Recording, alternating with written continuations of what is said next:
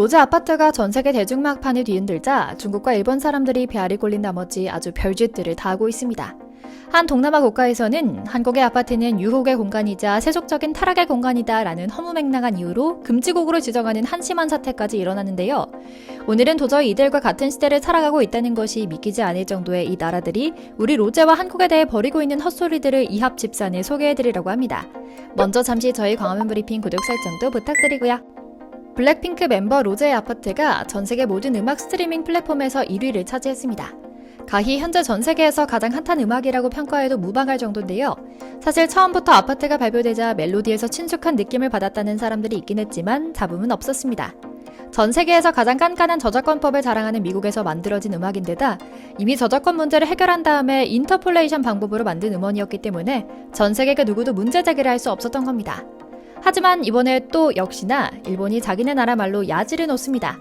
이제는 한국을 이기지 못한다면 발목이라도 잡겠다는 악다구니만 남은 것 같은데요. 어림도 없죠. 먼저 전문가들이 로제의 아파트의 성공 요인으로 꼽는 것은 중독성 있는 인트로와 친숙한 멜로디입니다. 인트로는 술 마시기 게임에서 쓰는 구호인 아파트를 과거 369 게임의 리듬으로 반복합니다.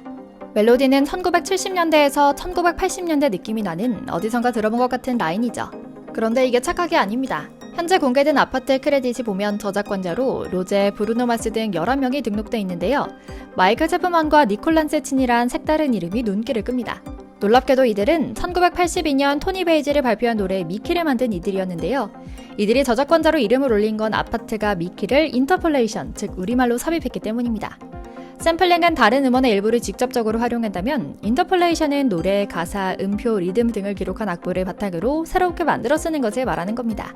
미키 작곡가들 입장에서는 윤수일의 아파트가 역주행하고 있는 것처럼 마치 재건축을 해서 새 집을 받은 느낌이겠죠. 로제와 브루노 마스도 표절 시비에서 벗어나기 위해 처음부터 리듬이나 느낌이 비슷하다는 시비에서 자유로워지는 묘책을 썼던 것으로 볼 수 있는데요. 일본은 이조차도 인정할 수 없다고 우기는 겁니다. 인트로에서도 잠깐 들려드렸는데요. 다시 들어보시죠.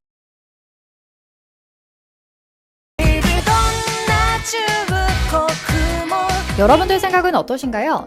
일본에서는 아파트가 2014년 발매된 일본 가수 사와이 미쿠의 미안해 착한 아이로 있을 수 없어와 유사한 구간이 있다는 주장을 내놓으며 미국 소니 등 레이블사에 추접스럽게 압박을 가하고 있는데요.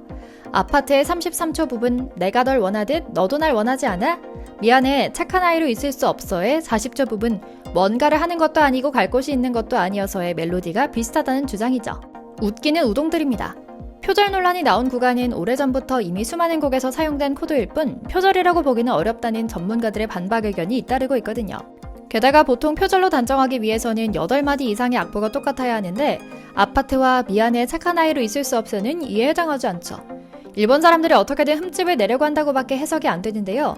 더군다나 일본 오리콘 차트에서 1위를 했던 곡도 아니고 37위를 기록한 수준의 곡을 세계적인 가수인 블랙핑크 로제와 브루노 마스가 베꼈을 리도 만무하며 그저 시비를 건 것으로밖에 보이지 않죠. 뿐만 아닙니다. 중국에서도 아파트 하는 리듬과 손을 얹는 스타일의 게임이 중국인들이 술자리에서 즐기는 놀이 문화를 그대로 베낀 거라는 억지 주장도 서슴지 않고 내놓습니다. 패션이나 음원을 베꼈다고 하면 그러려니 할 텐데 술게임 동작에 닮았다는 창의적인 시비를 걸어오니 말문이 턱 막히는 상황이고요.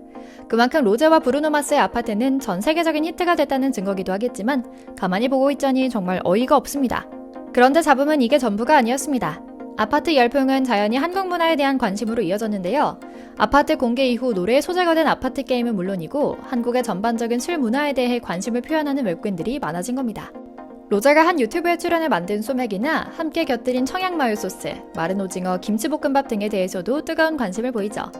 그러자 이슬람 국가인 말레이시아에서는 나라의 청년들 정신을 더럽힌다는 이유로 음원의 유통을 금지하는 황당한 판결까지 내립니다. 말년 보건부는 최근 공식 SNS를 통해 로제와 브루노 마스의 아파트를 들어봤냐? 해당 곡에서 아파트라는 표현은 유혹의 장소로 사용된다. 이는 동양의 문화적 가치관과 상충하는 행동인데 노래 속에서는 정상적인 것처럼 표현했다. 더욱 우려되는 점은 이 노래가 SNS 영상에서 자주 사용되며 일상 속에 스며들고 있다는 것이다. 우리 말레이시아의 아이들이 이러한 가사를 무의식적으로 따라 부를 가능성도 있다. 부모, 교육자 및 사회 구성원으로서 검열 없이 서구 문화의 영향을 받은 한국 문화를 분별 없이 수용하는 것에 경각심을 가져야 한다라며 청학동 훈장님 같은 소리를 해댔죠. 그리고 빼놓으면 서운한 리사의 극성 태국 팬들의 테러도 잇따르고 있습니다. 사실 이들은 로제의 이런 것은 아니긴 합니다. 전형적으로 왜곡된 어긋난 팬심의 전형이라고 볼 수 있는데요. 신분 상승의 꿈이자 신격화한 자신들의 아이돌인 리사와 조금만 비교돼도 한국에서 동남아 출신 리사를 차별한다며 공격하고 조금이라도 리사에 해를 가한다는 느낌이 들거나 그들의 열등감을 건드리는 모습이 나타나면 가차없이 머릿수로 몰려와 집단 린치를 가하곤 했던 겁니다. 특히 로제는 리사 팬들이 보기에는 그동안 별것도 없던 것이 갑자기 떠서 우리 리사를 넘어섰다는 이유로 눈의 가시 같은 상황입니다. 이런 모습은 태국의 여신 리사 팬들에게는 배알이 꼴려서 못 봐주겠다는 것 같습니다. 리사가 아무리 프랑스 루이비통 재벌 아들과 연애를 하고 솔로곡을 내도 이런 인기는 얻지 못하고 전 세계적인 관심을 받지는 못하고 결국은 파리 몽마르트에 있는 성인 카바레에서 발라드 쇼걸로 출연하며 유명세를 유지하고 있을 뿐이라는 현실을 도저히 인정할 수 없다는 듯 보였죠. 하지만 현실은 현실입니다. K-팝의 후광을 버리고 나면 그녀는 그저 태국 출신 가수에 불과한 사실을 말입니다. 하지만 이런 그녀의 행보도 일면 이해는 갑니다. 그녀가 태국 팬들의 신분 상승 아이콘이자 개천에서 용난 주인공이 되며 신격화됐기 때문에 그녀가 원하든 원치 않든 계속 태국 색깔을 유지해야만 하는 건데요. 극성 태국 팬들의 유난 역시 부채질합니다.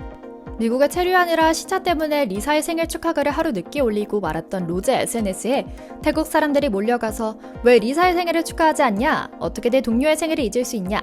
가짜 친구, 페이크 프렌드라는 글을 수백 수천 개 달며 댓글 테러를 저지른 일도 있었습니다. 수많은 리사 팬들이 구토와 대변을 의미하는 이모티콘을 달고 로제를 맹비난하기도 했고요. 결국 로제는 하루 늦게 리사와 함께 다정하게 찍은 사진을 올리며 생일을 축하하며 댓글 테러는 일단락됐고요. 물론 이렇게 나쁜 반응만 있는 것은 아닙니다.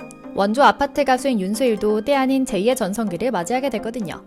전 세계 스트리밍 사이트에서 뜻밖의 순위권을 차지한 윤수일의 아파트를 들은 외국인들은 굉장히 힙하다. 우리가 몰라서 그렇지 한국인들은 민족성 자체가 대단했던 것 같다 라는 반응을 내놓고 있는데요. 물론 한국 팬들의 반응은 그저 신기하다는 반응뿐입니다. 구축 아파트 보러 왔습니다. 음마 아파트보다 역주행이 빨랐다 라며 재밌어하고 있는 건데요. 특히 미국인들의 관심을 많이 받고 있는 윤소일의 아파트 조회수는 로제의 발매 직후 122% 증가하며 전 세계적인 히트를 기록합니다. 윤소일 역시 라디오 인터뷰에서 졸지에 아파트2가 나와서 이렇게 라디오로 기분 좋게 인사드린다. 아파트라는 동일한 주제를 가지고 세계적으로 사랑받는다는 걸 아주 좋게 생각한다. 시대 차이가 약 40년인데 40년 전 분위기와 음악 트렌드가 많이 달라졌다. 로제의 노래도 경쾌하고 훅이 좋으며 중독성이 있지만 제 노래 역시 당시에는 10년 동안 노래방 1등을 놓친 적이 없다. 이 쓸쓸한 노래로 떼창을 하고 응원할 때도 빠지지 않는 이런 점이 제 의도와는 다르지만 그게 장점이 아닐까 싶다.